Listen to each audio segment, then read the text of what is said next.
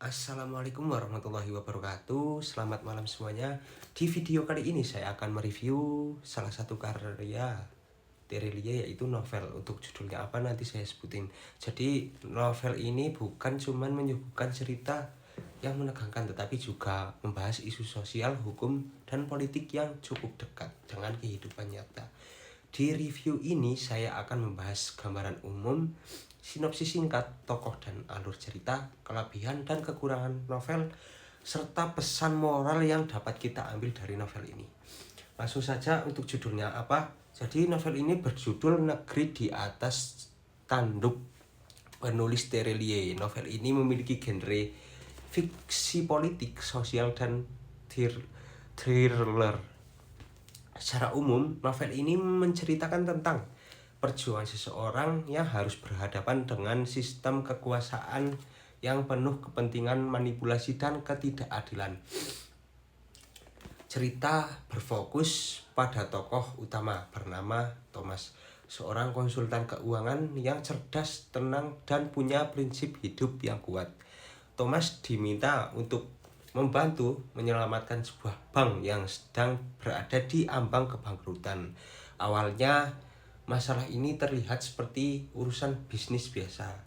Namun, semakin Thomas jauh terjerumus atau terlibat dalam hal tersebut, Thomas mulai menyadari bahwa kasus ini tidak sesederhana itu. Ada banyak kepentingan besar di baliknya, mulai dari politik, praktik korupsi, sampai mafia hukum. Kejujuran yang ia pegang justru membuat dirinya berada dalam situasi berbahaya, di mana mengatakan kebenaran bisa mengancam keselamatan. Dari sinilah konflik mulai berkembang dan cerita menjadi penuh ketegangan serta pilihan-pilihan sulit yang harus dihadapi oleh Thomas. Tokoh Thomas digambarkan sebagai sosok yang realistis, bukan hanya pahlawan yang selalu benar. Ia berpikir logis, strategis, dan tetap tenang, serta menghadapi masalah.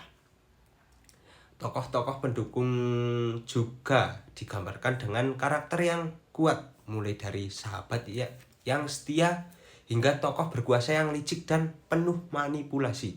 Alur cerita dalam novel ini berjalan cepat dan menegangkan. Banyak kejutan yang membuat pembaca terus penasaran dengan keberlanjutan ceritanya, termasuk beberapa plot twist yang cukup tidak terduga menurut saya. Untuk kelebihan dari novel ini, menurut saya kelebihan utama dari novel ini ada pada kritik sosial dan politik yang disampaikan secara jelas dan relevan. Terelie berhasil menggambarkan bagaimana hukum dan kekuasaan seringkali dimanfaatkan oleh pihak tertentu, sementara rakyat kecil justru menjadi korban. Selain itu, bahasa yang digunakan dalam novel ini cukup sederhana dan mudah dipahami, sehingga novel ini cocok dibaca oleh berbagai kalangan termasuk mahasiswa seperti saya. Cerita yang menegangkan juga membuat novel ini menurut saya terasa tidak membosankan meskipun mengangkat tema yang cukup berat.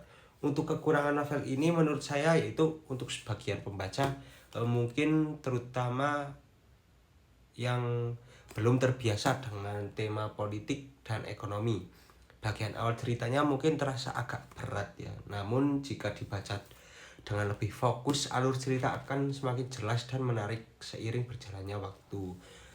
Melalui novel ini, novel Negeri di Ujung Tanduk, pembaca diajak untuk memahami pentingnya kejujuran, keberanian, dan sikap teguh pada prinsip. Tokoh Thomas menunjukkan bahwa bersikap jujur di tengah sistem yang tidak adil memang tidak mudah, tetapi tetap penting untuk dilakukan. Novel ini juga menyampaikan pesan bahwa sikap diam terhadap ketidakadilan hanya akan membuat masalah tersebut berlanjut, bukan malah membuat masalah tersebut berhenti. Secara keseluruhan, Negeri di Ujung Tanduk ini adalah novel yang seru, menegangkan, dan penuh makna. Novel ini sangat direkomendasikan bagi pembaca yang menyukai cerita dan konflik kuat, sekaligus pesan sosial yang mendalam. Mungkin segitu saja review novel singkat dari saya. Mungkin cukup ya untuk review novel tersebut untuk segitu ya. Mungkin segitu saja ya guys.